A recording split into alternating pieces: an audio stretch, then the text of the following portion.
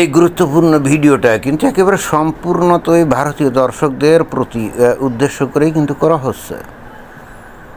কারণ হচ্ছে এই ভিডিওতে এমন একটা বিষয় উল্লেখিত থাকবে বা বর্ণনা করা থাকবে বা বলা হবে, সেটা শুনে ভারতের দর্শকরা আনন্দ উৎফুল্ল হতে পারে।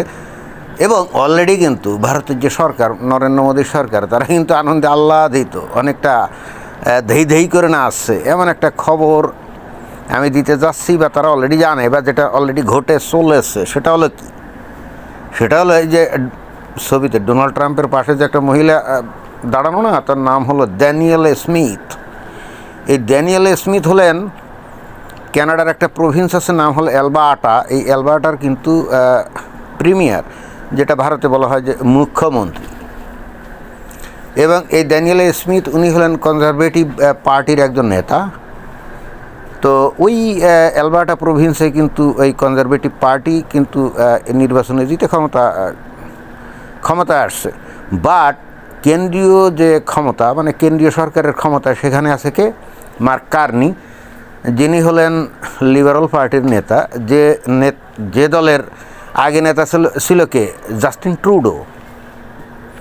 তো জাস্টিন ট্রুডো পদত্যাগ করার পরে ইলেকশন হয়, মনে করা হয়েছিল যে হয়তো কনজারভেটিভ পার্টি জিতে যাবে, পিয়ারে পোলিয়েভ উনি হবেন প্রধানমন্ত্রী, কিন্তু দুর্ভাগ্যক্রমে তারা জিততে পারেনি।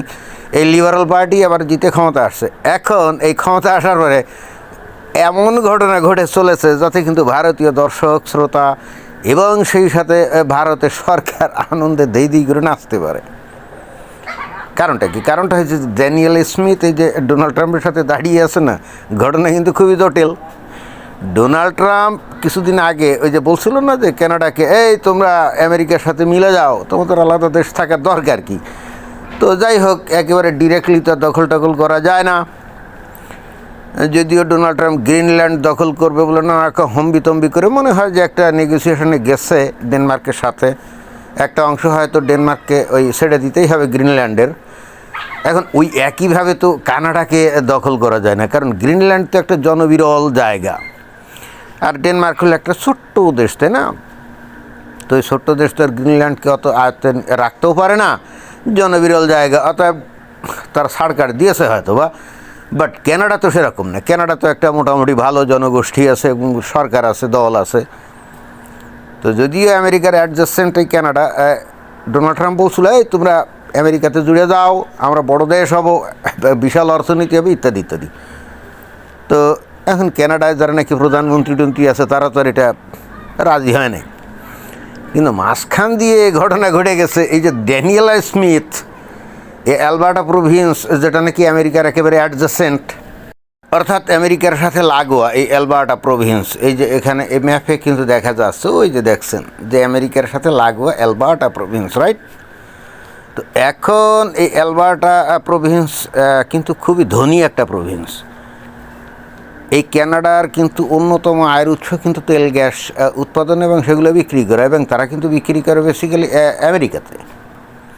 এবং কানাডার যত এই তেল গ্যাসের আছে, খনি আছে, তার 75% কিন্তু অ্যালবার্টাতে।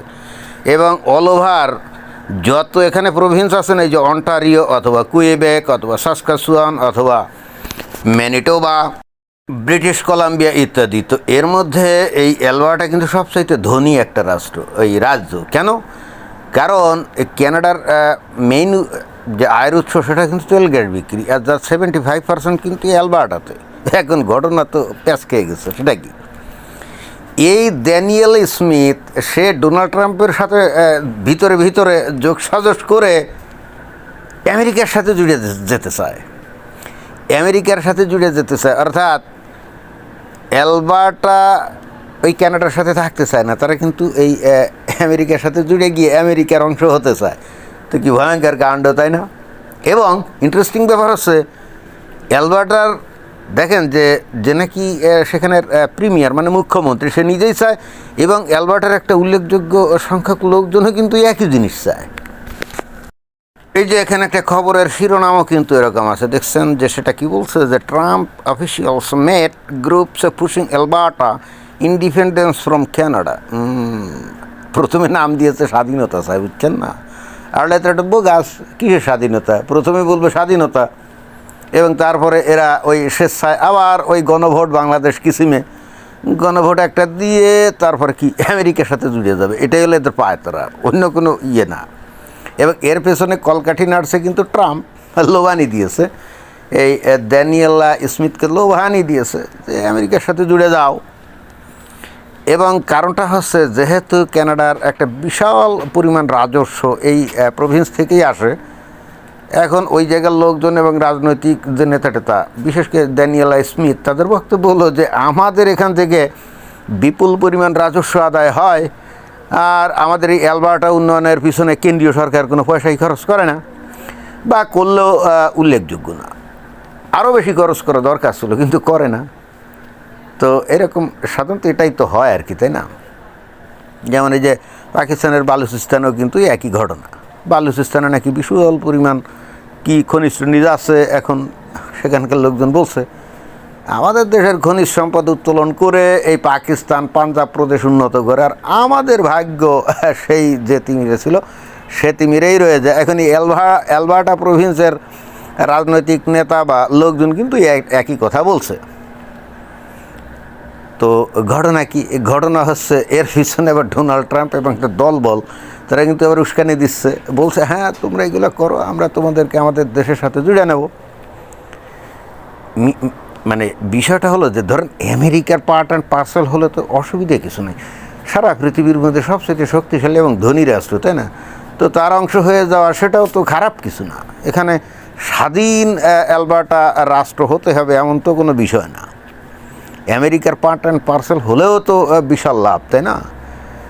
আমেরিকার নাগরিক হবে, কানাডায় মনে করেন যে যত কথাই বলেন না কেন, কানাডা এবং আমেরিকার মধ্যে কিন্তু অর্থনৈতিক ক্ষেত্রে বিশাল তফাৎ। আমেরিকার একজন মানুষ যে টাকা মাসে ইনকাম করে বা বাৎসরিক ইনকাম করে, কানাডার মানুষ কিন্তু তার জাস্ট 50% করে, মানে অর্ধেক করে। কানাডা কিন্তু অত ধনী না যতটা বাইরে হম্বিতম্বি করে প্রচার করা হয়। আসলে অনেকটা কি বলা যায়, মানে সাফাবাজি করে তারা বিশাল একটা ধনী দেশটা সেরকম ভাব লয়, কিন্তু আসলে ঘটনা তা না। আমেরিকার মানুষের ইনকামের অর্ধেক টাকা এই কানাডার মানুষ গড়ে ইনকাম করে, অর্থাৎ আমেরিকার থেকে, আমেরিকার লোকজনের থেকে কানাডার সাধারণ মানুষ অর্ধেক ধনী। তাহলে এতক্ষণে বুঝে গেছেন যে ভারতীয় লোকজনের কেন আনন্দ করার বা আনন্দে নাচানাচি করার একটা উপলক্ষ তৈরি হয়ে গেছে। কারণ হচ্ছে এই যে এই জাস্টিন ট্রুডো যতদিন ক্ষমতা ছিল, 10-12 বছর তো ছিল, তাই না? সে কী করছিল, ওই কানাডাতে যত আছে, ওই যে শিখ আছে, তাদের কি খালসা দলটল কী জানি আছে না, তো তারা তো ওই যে পাঞ্জাব, ভারতের পাঞ্জাব প্রদেশে সেখানে আলাদা খালিস্তান রাষ্ট্র করবে বলে তারা কিন্তু কানাডা থেকে প্রচারণা চালায়, টাকা পয়সা দেয়, এবং ভারতের মধ্যে একটা আভ্যন্তরীণ গণ্ডগোল গ্যাঞ্জাম পাকানোর নানা রকম পায়তারা করে গেছে এই জাস্টিন ট্রুডোর আমলে পুরাপুরি। এবং এই জাস্টিন ট্রুডোই কিন্তু তাদেরকে অলওয়েজ উৎসাহ প্রেরণা দিত। এবং সে এই যে খালসা দিবস টিবস পালন উপলক্ষে যে দেখছেন যে জাস্টিন ট্রুডো নিজেই কিন্তু এই যে শিখদের মতো মাথায় ওই যে কাভারিং দিয়ে এসে দেখেন যে রঙ্গতামাশায় লেপ্ত। ভারত সরকার যখন জাস্টিন ট্রুডোকে বলতো যে তোমরা এই কাজটা কেন করছো, আমাদের দেশে যারা নাকি সেপারেটিস্ট আন্দোলন করতে চায় তোমরা তাদেরকে আশ্রয় প্রশ্রয় দিচ্ছ। তারপরে এবং নট অনলি দ্যাট, এই দলের লোকজনই কিন্তু আবার নিউ লিবারাল পার্টি, কী জানি একটা পার্টি, এলডিপি না কী জানি একটা পার্টি, এই শিখদের কিন্তু একটা পার্টিও আছে। ওই পার্টির নেতা জগমিত সিং, সেও কিন্তু ওই যে খালিস্তানপন্থী একজন লোক। তো এই জাস্টিন ট্রুডো কিন্তু ওই দলটার সমর্থনে কোয়ালিশন সরকার গঠন করে টিকেছিল। তো জাস্টিন ট্রুডোর আমলে এদের এতবার বাড়ছিল যে জাস্টিন ট্রুডো ব্যক্তিগতভাবে এদেরকে অনেক উৎসাহ উদ্দীপনা দিত। বাট ভারত যখনই তাদের মানে জাস্টিন ট্রুডোকে বলতো যে তোমরা সরকারিভাবে আমাদের দেশের বিচ্ছিন্নতাবাদীদেরকে উৎসাহ উদ্দীপনা দিচ্ছ, সাহায্য সহযোগিতা দিচ্ছ, এটা তো ঠিক না। তখন জাস্টিন ট্রুডো কী বলতো জানেন, আমরা কি করব, আমাদের দেশ হলো ডেমোক্রেটিক, ফ্রিডম অফ স্পিচ। এখন তারা কি বলে না বলে, তারা যদি পাঞ্জাবকে ভারত থেকে আলাদা করতে চায়, it's there freedom of speech, এটা তাদের বাক স্বাধীনতা, বুঝছেন? এইবার ড্যানিয়েল স্মিথ এখন তলে তলে ডোনাল্ড ট্রাম্পের সাথে সম্পর্ক করে যোগসাজশ করে এখন অ্যালবার্টাকে আলাদা করে এখন এই আমেরিকা ঢুকাতে চায়। এখনও বাছাধনেরা কি বলবা তোমরা? এখন ড্যানিয়েল স্মিথকে যদি এনে বলো, জিজ্ঞেস করো যে এটা কেন করছো, তো তখন ড্যানিয়েল স্মিথ বলবে এটা আমার বাক স্বাধীনতা, রাইট? হ্যাঁ, যে খেলা এতদিন তুমি ভারতের সাথে খেলেছো, এই যে এই কানাডার সরকার এবং এই লিবারেল পার্টি, যে লিবারেল পার্টির নেতা ছিল যে জাস্টিন ট্রুডো, এখন যে মার্ক কার্নি যে ক্ষমতায়, সেও কিন্তু লিবারেল পার্টির। তো অর্থাৎ ওই খালিস্তানপন্থী লোকজনদেরকে উস্কানি দেওয়ার ক্ষেত্রে লিবারেল পার্টি অগ্রগণ্য। হ্যাঁ, তো এখন জাস্টিন ট্রুডো যদিও ক্ষমতায় নাই, কিন্তু সেই তো ওদের আসলে তো এই শিখদেরকে একবার মাথায় তুলে তারপরে নাচছে, তাই না? তাতে দায়টা তো লিবারেল পার্টির উপরে পড়ে, তাই তো। তো এখন মার্ক কার্নি কেমন লাগে? এই যে জাস্টিন ট্রুডো, কোথায় তুমি? আসো।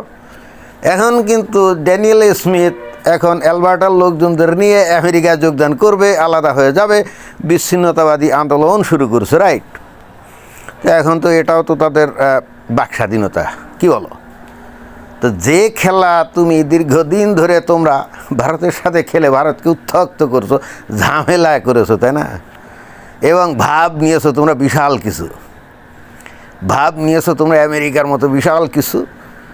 কোথাকার কোন কানাডা, যার আয় উপার্জন আসলে অত বেশি না, বাইরে থেকে যে যেরকমই মনে করুক সেরকম আসলে তেমন কিছুই না। আমি তো এখানে মানে এই কানাডাতেই মনে করেন যে থাকি, তাই না? আমি তো জানি এখানকার ভাবভঙ্গি, এবং আমি মাঝে মাঝে আশ্চর্য হই যে এখানে আসলে তেমন কোনো শিল্প কলকারখানা দেখি না, খালি বড় ওভার বন জঙ্গল। আরে ভাই, এদের জীবনযাপন এত উন্নত কী করে?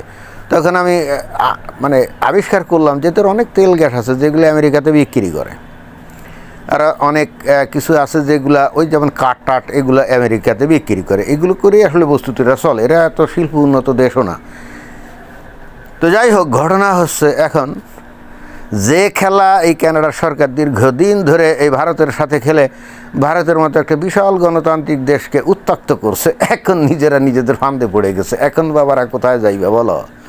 হ্যাঁ, অন্যের পাশায় আঙ্গুল ঢুকাও, তখন মজা লাগে না? এখন নিজের পাশায় আঙ্গুল ঢুকাচ্ছে, দেখো তো কেমন মজা লাগে।